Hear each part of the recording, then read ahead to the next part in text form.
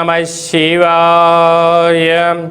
ఓం నమో నారాయణాయ. ఓం కాళభైరవాయ నమో నమః. ఓం దిగంబరాయ విద్మహే గజవాహనాయ ధీమహి తన్నో కాళభైరవ ప్రచోదయాత్. హరి ఓం. మా ఛానల్కి స్వాగతం. చూస్తున్న వీక్షకులకు ప్రేక్షకులకు ప్రియ కాళభైరవ భగవద్బంధుకి స్వాగతం పలుకుతూ మమ్మల్ని ఎంతగానో ఆదరిస్తూ ఉండబడినటువంటి ప్రియ సోదర సోదరీమణులకు, జ్యోతిష్య అభిమానులకు, సనాతన ధర్మ సంరక్షకులు అందరికీ కూడా ఆదివారం అమావాస్య సందర్భంగా, మిగులు సోమవతి అమావాస్య సందర్భంగా ఎలాంటి విధి విధానం పాటించాలి, అఖండమైనటువంటి అష్టకష్టాలకు స్వస్తి పలుకుతూ 8 సంవత్సరాల తర్వాత అధిక జ్యేష్ఠమాస అమావాస్య సందర్భంగా ఎలాంటి విధి విధానం పాటించడం వలన రాజయోగం కలిగి నరదృష్టిని, శత్రు ప్రభావాలను ఎలా తొలగించుకోవాలో సవివరంగా సంపూర్ణంగా తెలుసుకుందాం. 1వ తారీఖు 6వ నెల 2026 నుండి 15/6/2026 వరకు ద్వాదశ రాశుల్లో గ్రహ గమనాన్ని వీక్షింపచేద్దాం. విశేషంగా కుజభగవానుడు మేషరాశిలో స్వక్షేత్ర సంచార స్థితి, వృషభ రాశిలో రవి సంచార స్థితి, మిథున రాశిలో త్రిగ్రహ సంచార స్థితి, బుధ భగవానుడు స్వక్షేత్రకారకుడు, అక్కడే చివరి రోజు అయినటువంటి దేవగురు బృహస్పతి సంచార స్థితి, 2వ తారీఖు నుంచి కర్కాటక రాశిలోకి ఉచ్చ స్థితిలో సంచార స్థితి జరగబోతుంది. మరియు అక్కడే శుక్ర సంచార స్థితి, సింహరాశిలో కేతు సంచార స్థితి, కుంభరాశిలో రాహు సంచార స్థితి, మీనరాశిలో శని భగవానుని సంచార స్థితితో ద్వాదశ రాశుల్లో గ్రహ గమనాలు ఈ విధంగా ఉన్నాయి. మకర రాశి వారికి ఎన్నడూ లేనటువంటి విధంగా 12 సంవత్సరాల తర్వాత దేవగురు బృహస్పతి సప్తమంలో ఉచ్చస్థితిలో సంచారం చేయడం జరుగుతుంది.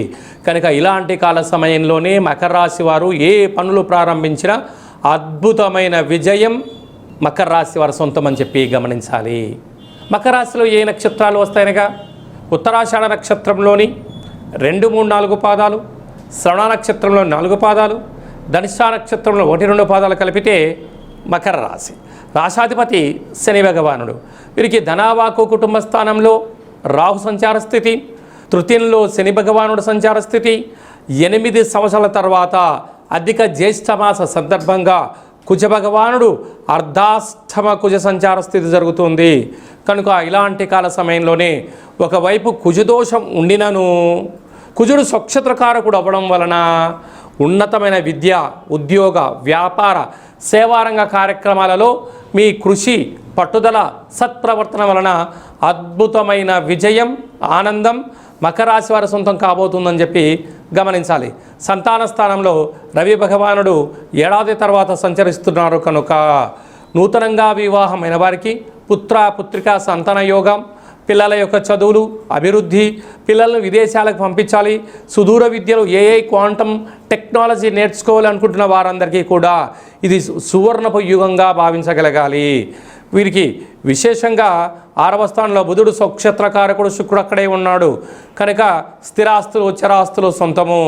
అలాగే 12 సంవత్సరాల తర్వాత దేవగురు బృహస్పతి ఉచ్చ స్థితిలో సంచరిస్తున్నారు. కనుక పుష్కర స్థానము, దేవతారాధన, సత్ప్రవర్తన వల్ల అదృష్టం కలుగుతుంది.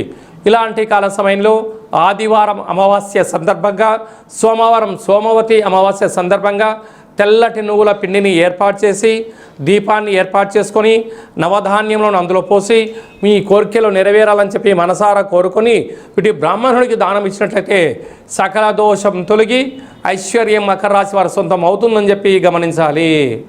జూన్ నెలలో ప్రథమార్థంలో ముఖ్యమైన పండుగల గురించి క్లుప్తంగా, సవివరంగా, సంపూర్ణంగా తెలుసుకుందాం. 2వ తారీఖున దేవగురు బృహస్పతి కర్కాటక రాశిలోకి ఉచ్చ స్థితిలో సంచార స్థితి జరగబోతుంది. ఈ విధంగా మనకు యమునా నది పుష్కర స్నానము చేయడము ఆవశ్యకత. గతించిన తాత ముత్తాతలకు, గతించిన వారందరికీ కూడా అక్కడ పిండ ప్రధాన కార్యక్రమాలు చేయడం వలన మన వంశము ఆచంద్రార్కం వరకు అభివృద్ధి చెందుతుంది. ఈ పుష్కర స్నానము చేయడము, పెద్దవారి యొక్క ఆశీస్సులు మనకు శ్రీరామ రక్ష అని చెప్పి గమనించాలి. మనము యమునా నది తీరంలో ద్వారకా క్షేత్రంలో ఈ యొక్క పుష్కర మహోత్సవ సందర్భంగా మనం ఈ కార్యక్రమాలు ఏర్పాటు చేస్తున్నాం. వెళ్ళలేనటువంటి వారు ఈ కింద నెంబర్ సంప్రదించి ఎవరి గోత్రనామంలోతో అయితే అక్కడ కార్యక్రమాలు చేయించాలో వాట్సాప్లో పంపించగలిగినట్లయితే అక్కడి నుంచి మీకు వీడియో కాల్ ద్వారా ప్రత్యక్ష పూజా కార్యక్రమం చేయించి మీకు ఆ యమునా నది పుష్కర జలాన్ని అందజేయడం జరుగుతుందని చెప్పి గమనించాలి. అలాగనే మనకు విశేషంగా 8వ తారీఖున కాళాష్టమి, 8 సంవత్సరాల తర్వాత అధిక జ్యేష్ఠ మాసంలో బహుళపక్షంలో అష్టమిని కాళాష్టమి అంటారు. కనుక కాళాన్ని జయింపజేసే శక్తి కాలభైరవుడికి ఉంటుంది. కాలభైరవుడి యొక్క స్మరణ ధ్యానము ఉత్తమమైనటువంటి జీవితానికి స్వాగతం పలకవచ్చు అని చెప్పి గమనించాలి. 13వ తారీఖున శని త్రయోదశి. ఆ శని భగవాన్ యొక్క స్మరణ ధ్యానము దీపము అభిషేకం వలన శని దోషాలు తొలగిపోతాయని చెప్పి గమనించాలి. 14వ తారీఖున విశేషంగా ఎన్నడూ లేనటువంటి విధంగా 8 సంవత్సరాల తర్వాత అధిక జ్యేష్ఠమాస బహుళపక్ష అమావాస్య ఆదివారం. అలాగనే మిగులు 15వ తారీఖున సోమవతి అమావాస్య.